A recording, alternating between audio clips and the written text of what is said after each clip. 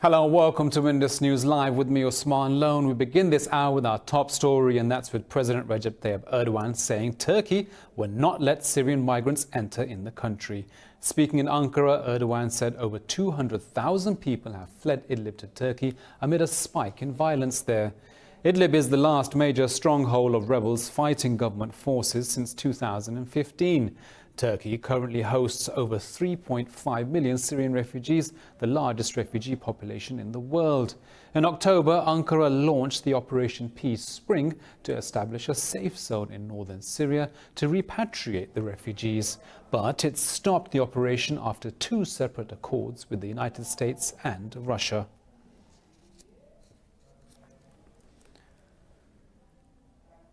Well, staying with Turkey, and the Turkish parliament will vote today on deploying troops to Libya following a request by the UN-backed government there. Turkish Vice President Fuat Oktay says the government expects parliament to back the measure. The motion provides a one-year mandate to deploy ground troops, arguing the crisis in Tripoli threatens Turkey's interests. It identifies Ankara's Mediterranean shipping and businesses as its main interests. The draft motion says sending troops to Libya will prevent mass illegal migration. Earlier, Turkey and Libya's government of national accord signed a military and maritime deal. Well, Abu Dhabi's Crown Prince Mohammed bin Zayed Al Nahyan has met with Pakistan's Prime Minister Imran Khan in Islamabad. Both leaders discussed bilateral and regional issues. Pakistan's Foreign Office said the visit illustrates the strength of Pakistan and UAE ties based on faith, culture and cooperation. In a statement, the UAE Embassy in Islamabad said the visit would bolster ties between the two countries.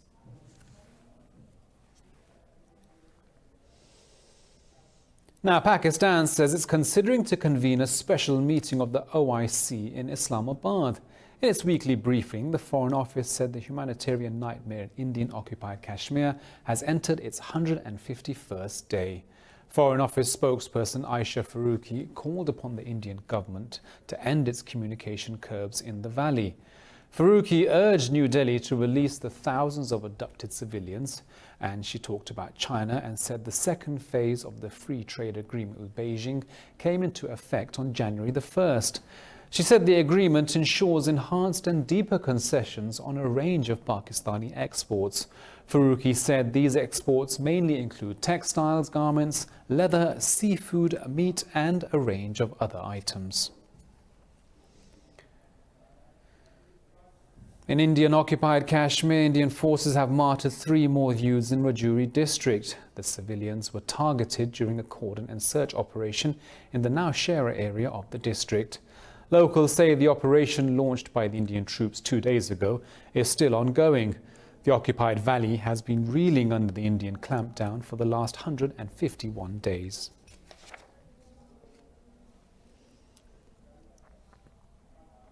Indian authorities detained former Chief Minister of occupied Kashmir, Mehbooba Mufti's daughter, Irtija Mufti.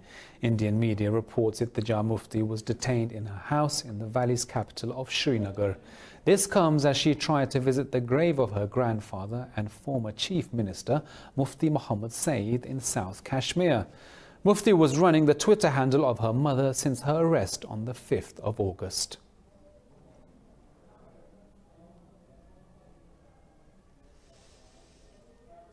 In India, thousands of Indian Muslims have held a rally against the controversial Citizenship Act in Kochi city. It's just southwest of Kerala state.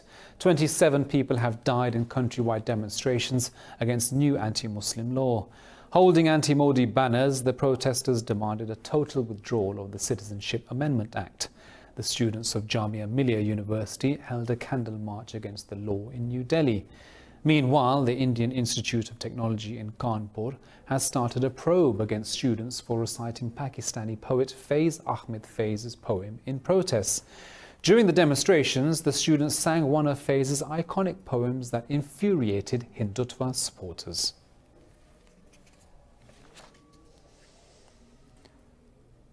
Well, moving on, U.S. envoy to Afghanistan, John Bass, says the winner of the Afghan elections will not have a commanding mandate with a close win. The envoy said Ashraf Ghani must approach the win with humility and govern inclusively. In an interview, Bass said getting fewer than 1 million votes with 9 million registered voters can be problematic. Talking about the peace talks, Bass said the U.S. is not insisting on a nationwide ceasefire with the Taliban before any deal in Doha. He said a ceasefire is more important to the people of Afghanistan who are dying in the conflict.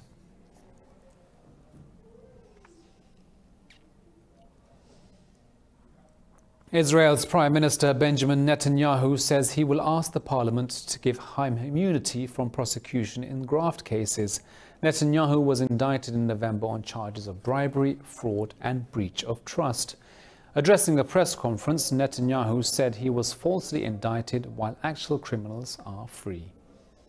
I intend to ask the Knesset Speaker, according to the Article 4, to let me implement my right, my duty, my mission to continue serving you for the future of Israel. In Yemen, Southern separatists have pulled out of committees implementing a pact to end a regional power struggle. The power-sharing pact, known as the Riyadh Agreement, was reached in Saudi Arabia in November after indirect talks. The power conflict in southern Yemen opened a new front in the country's multifaceted war. Under the deal, the separatists were to join a new national cabinet under control of the internationally recognized government. The Southern Transitional Council said it had withdrawn in protest against violence in Shabwa province, blaming it on the Islah Party.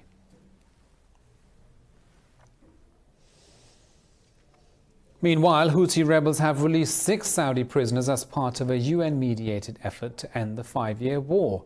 A spokesperson for the Saudi-led coalition confirmed the release and said the prisoners have arrived in Riyadh. The United Nations has welcomed the release that was helped by the International Committee of the Red Cross. In November, Saudi Arabia freed 128 Houthis and returned them back to Sana'a. The conflict has killed tens of thousands of people and pushed millions to the brink of famine.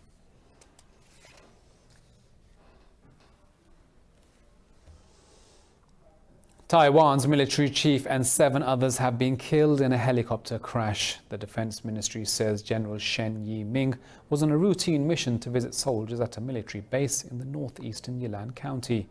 It said 13 people were on board when the aircraft made an emergency landing. 5 others have been rescued. The Defense Ministry earlier said 10 of the 13 people on the aircraft were found alive. It said the investigation is underway to determine whether the cause was environmental or mechanical. President Tsai Ing-wen's office announced she will cancel all election campaign activities for 3 days after the tragedy. In Hong Kong, 400 people have been arrested during protests on New Year's Day after a pro-democracy march of tens of thousands of people spiraled into chaos. The arrests take the total number of detainees to 7,000 since protests in the city escalated in June. In a briefing, Senior Superintendent Ning Lok Chung said the arrests were made for unlawful assembly. He said officers warned protesters not to throw hard objects, including bricks, paint bombs and water bottles. As of now, police have made around 400 arrests. Offences include unlawful assembly and possession of offensive weapon. UN Secretary-General Antonio Guterres has expressed concern over Pyongyang's intention to resume nuclear and missile tests. Earlier, North Korean leader Kim Jong-un called for offensive measures to ensure the country's security. In a statement, spokesman Stefan Jurec hoped the tests would not resume, in line with Security Council resolutions. He said non-proliferation remains as a fundamental pillar of global nuclear security and must be preserved. He went on to say diplomatic engagement is the only way to sustainable peace. Talks on denuclearizing the Korean peninsula have stalled after breaking down in Hanoi at the beginning of the year.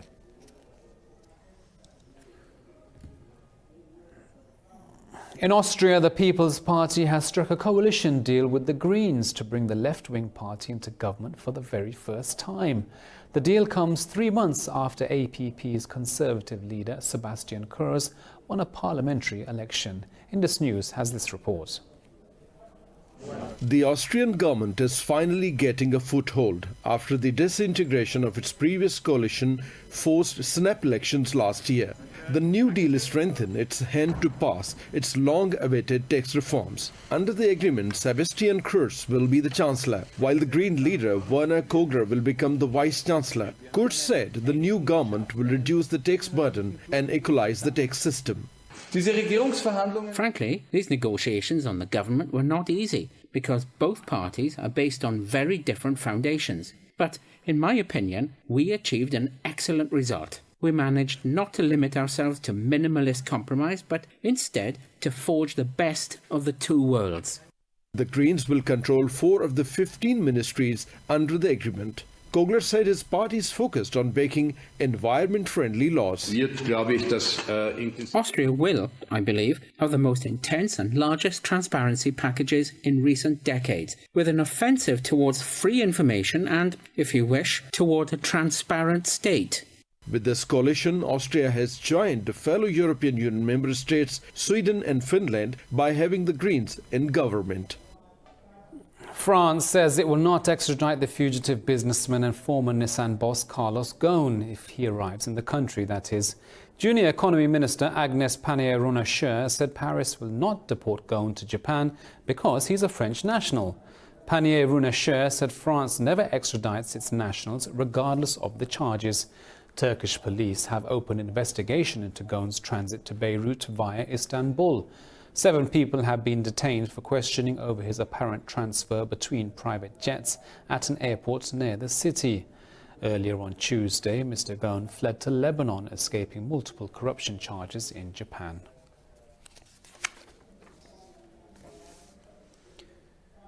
In Australia, thousands of residents and tourists along the New South Wales south coast have started evacuations as the threats of bushfires rise. Authorities have declared the coast a tourist leave zone for hundreds of kilometres. Long queues choke supermarkets and petrol stations as people stock up supplies to survive and escape. Meanwhile, closures of major roads and causing traffic jams on the handful of available escape routes.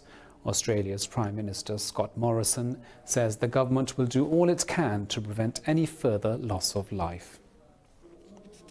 Priority today is fighting fires and evacuating and getting people to safety.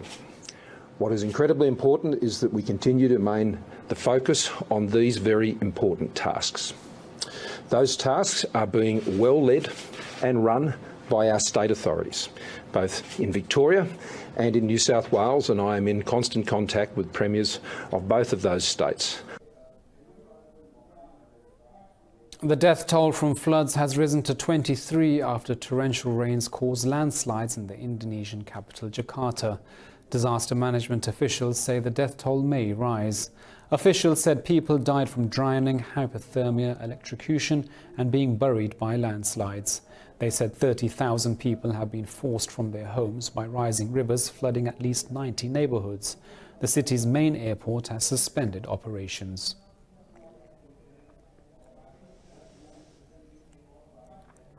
Now, in other news, in the US, an experimental T-cell therapy has been used to treat a genetic illness in an infant. It helped Johan's immune system fight off viruses after he received a bone marrow transplant. More details in this report. When a person's immune system is impaired by a genetic disease called chronic granulomatose, a bone marrow transplant can be a powerful therapeutic tool. But there is a serious problem. During the first few months, the recipient's defences against viruses are severely weakened. It's hoped a still experimental type of treatment called T-cell therapy can help protect the patient during this vulnerable period. Where we can take T-cells from a bone marrow transplant donor, pick out the ones that fight viruses, and then give them back to a bone marrow transplant recipient after transplant to boost up their immunity against several viruses. After 20 years of clinical trials, it's being used to treat more and more patients, many of them children. Among them is a boy named Johan. Not silly smiles. Those type of things are experimental. You also have to weigh the pluses and minuses. But many hurdles remain. The costs. Bone marrow transplant is, it's 50 years old in the U.S. It's still not entirely clear what will happen to the patients when they're older adults. We very much hope that it will be a lasting cure for all the children that we apply it to. The costs can run into many thousands of dollars. At the moment, these factors are limiting the procedure to some 30 medical centers in the United States. Now, on a lighter note, in Egypt, even in the era of on-screen entertainment, a simple puppet show is pulling in audiences. Puppeteers provoke peals of laughter from spectators, mainly children, by performing stories with a thought-provoking moral at the end. More about the cultural puppet show in this report. Outspoken, stubborn, and mocking, the puppet Aragos has long been seen as a reflection of popular Egyptian society. The squeaky-voiced glove puppet with a red conical hat and a thin mustache was listed as part of the planet's intangible cultural heritage by UNESCO in 2018. Veteran puppeteer Sabri Matale performs from behind a portable booth, moving two puppets, one on each hand. The tales date back to Ottoman times, showing how wits and skill defeated the thuggish and the corrupt.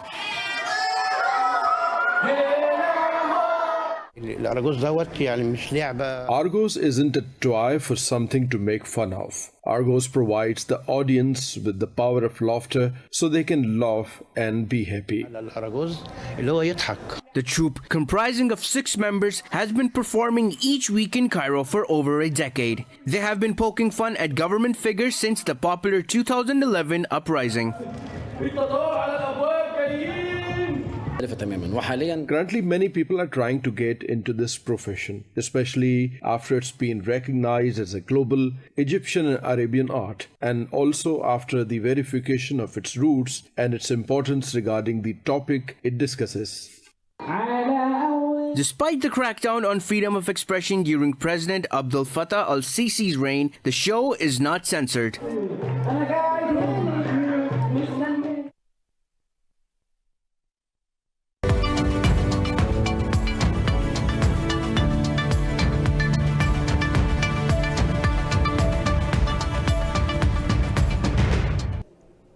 Now, the Pakistani stock market has also touched a 14th-month high, with the KSE 100 index crossing the 42,000-point mark.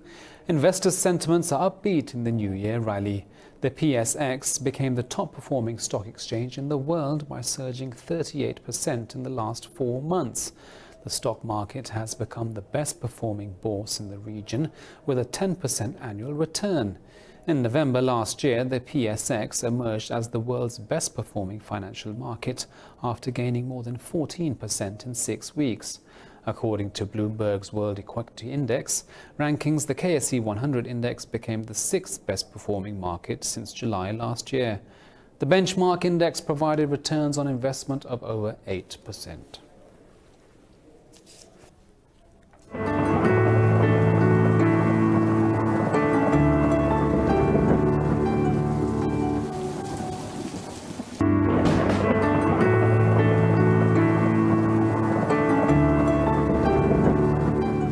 Well, it's 12 degrees here in Lahore, but let's take a look at the weather around the world.